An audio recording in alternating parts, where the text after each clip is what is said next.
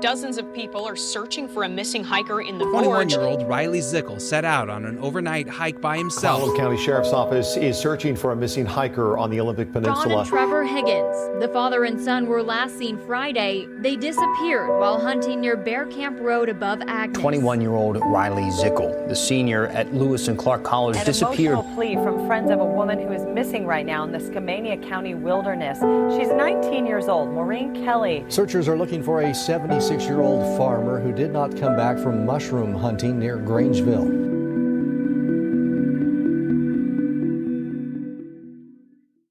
Hello, and welcome to the Pacific Northwest Missing Persons Project. I'm your host, Tanner Hoskins, the founder and executive director here at PNWMPP. And in this week's episode, we continue to venture out of the Pacific Northwest and focus on a few areas that are full of high strangeness. This particular area of interest for this week's episode is a 100-mile radius around the Grand Teton and Yellowstone National Parks. The three cases that we are highlighting are far from the only cases in the area, but I do not have time to discuss the dozens of other cases in the area in one single episode. The research required to track down these cases takes a lot of time because of one very enraging fact. The National Park Service, essentially the largest federal law enforcement agency in the United States, does not keep records of those who go missing within their jurisdiction. Make that make sense. One of the largest, if not the largest, law enforcement agency in the country doesn't keep record of who is missing within their enforcement area. What law enforcement agency doesn't keep a record of their cases? Through our years of research into missing persons cases, it's our educated opinion that the federal government does not want to disclose who is missing within these parks and forests, because if the amount of people that are missing was made clear, it would stifle the amount of visitors these parks get each and every year. Potential visitors would begin to worry about their own safety, the safety of their children and their family members who visit these popular locations. Revenue from visitor fees and use fees would plummet and would negatively impact the agency and cause fear for the general public. Don't believe me? I encourage you to spend a few hours, at least, conducting your own research into this subject. According to the National Park Service's Cold Case website, there's only 25 missing persons across the entire United States within their jurisdiction. This number is far fewer than our own records suggest, and a lot less than what the National Missing and Unidentified Persons System, also known as NamUs, lets us know about in their database. The lack of record keeping from the National Park Service is just one of the countless reasons we here at PNWMPP believe it's imperative that we share the stories of these individuals. If our trusted government agencies won't hold themselves to a higher standard and share the facts as they know them to be, we will bring these cases to light for them. Now, our intent is not to scare you away from the parks or the national forests. Not at all. We believe everyone should enjoy the great outdoors and teach their children to love and appreciate the wilderness around them. But one major function of PNWMPP and Pacific Northwest Bigfoot Search is to educate you about these cases so that you can be educated and aware, and when you recreate in the area, you can raise the chances of finding something that provides closure to a family. All right. Now that I've likely thoroughly pissed off employees within the National Park Service, let's get into this week's episode. The first case I want to discuss is that of Olga Major, a female 21-year-old hunting elk with her husband in the area of Togwotee Pass in Wyoming, roughly 40 miles from the Yellowstone National Park border. In the early autumn of 1934, newlywed couple Carl and Olga Major took off on an elk hunting trip in the Absaroka Mountains on the outskirts of Yellowstone National Park. As the couple began to climb a small hill near their campsite, Olga stated that she was getting tired and told Carl to go on ahead of her. It was unlikely for Olga to become tired on hikes. Olga loved the challenge of climbing steep terrain and enjoyed being in the outdoors. Carl begrudgingly continued up the hill, turning around periodically to check on Olga. Olga was sitting on a rock within earshot of the passing cars on the highway behind her. This would be the last time Carl would ever see her. Olga was wearing tan pants, a gray pullover sweater, a blue shirt, and high-laced boots. Olga was also wearing a belt, and within the waistband area she was carrying a small hatchet and a bag of sandwiches. Carl continued his climb up the hill and spent a few minutes scouting the terrain. Carl would later state to law enforcement that he was away from Olga for roughly 30 minutes before he returned to the location that she was staying at. As Carl got within eyesight of the rock Olga had last been seen sitting on, he could not find his wife. Olga had simply vanished. Some news articles I found through the Google News archives stated that an empty bag which held the sandwiches was the only item found.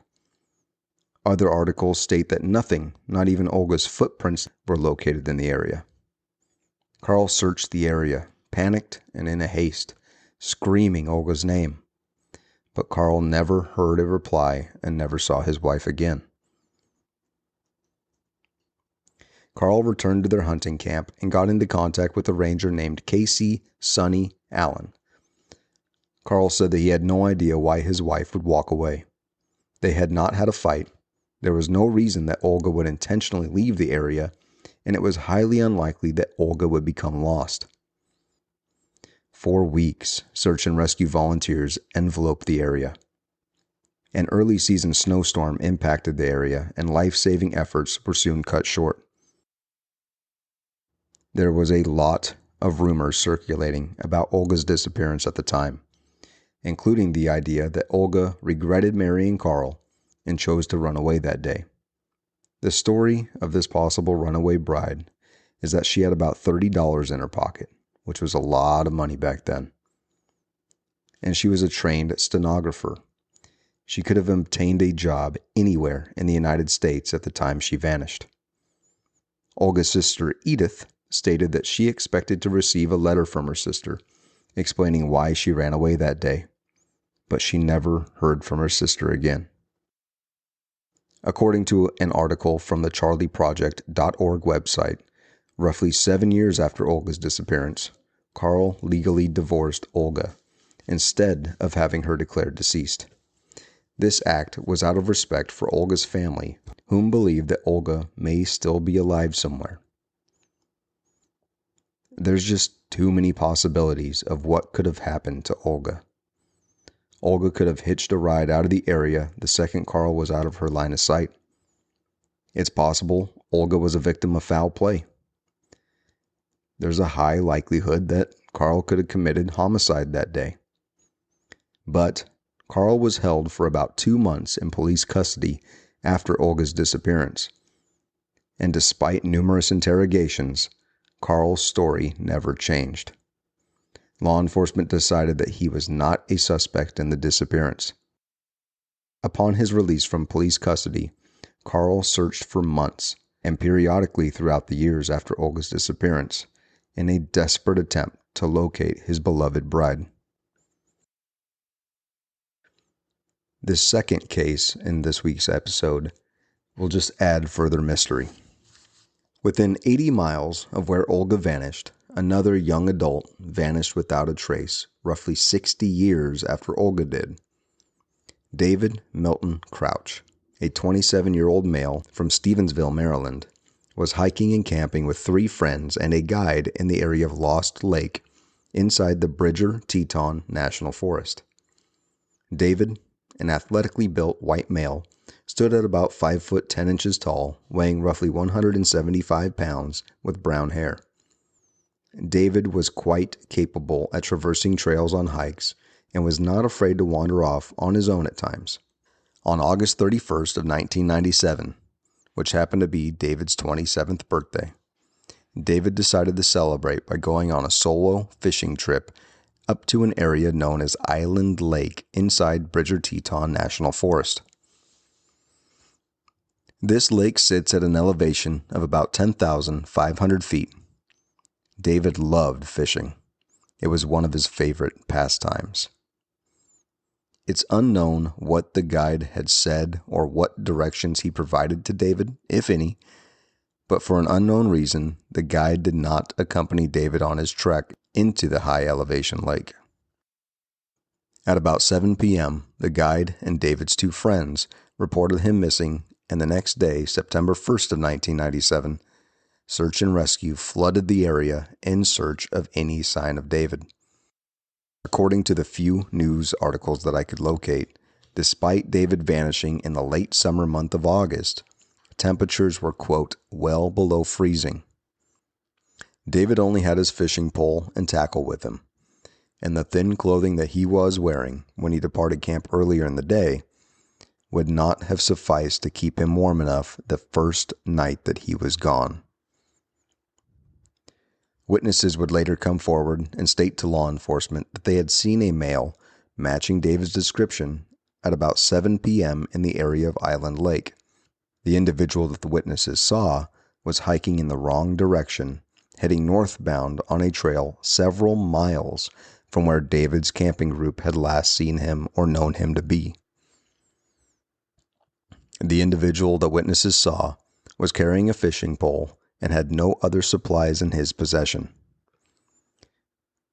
The unidentified male was also wearing similar clothing that David was last seen wearing, a black and red flannel shirt and blue jeans. Despite searches of the area, no sign of David nor any of his gear and clothing have ever been located. Unfortunately, we see a lot of cases like David's. A person seen miles off track from where they're supposed to be, confidently walking further away from their campsite and further away from safety. If there's anything that I can stress about this case, please don't go off alone if you can keep from it. If you can't, in today's day and age, it doesn't make sense to enter the forest without a personal locator beacon. These devices are becoming less and less expensive and can raise your chances of survival at the simple push of a button.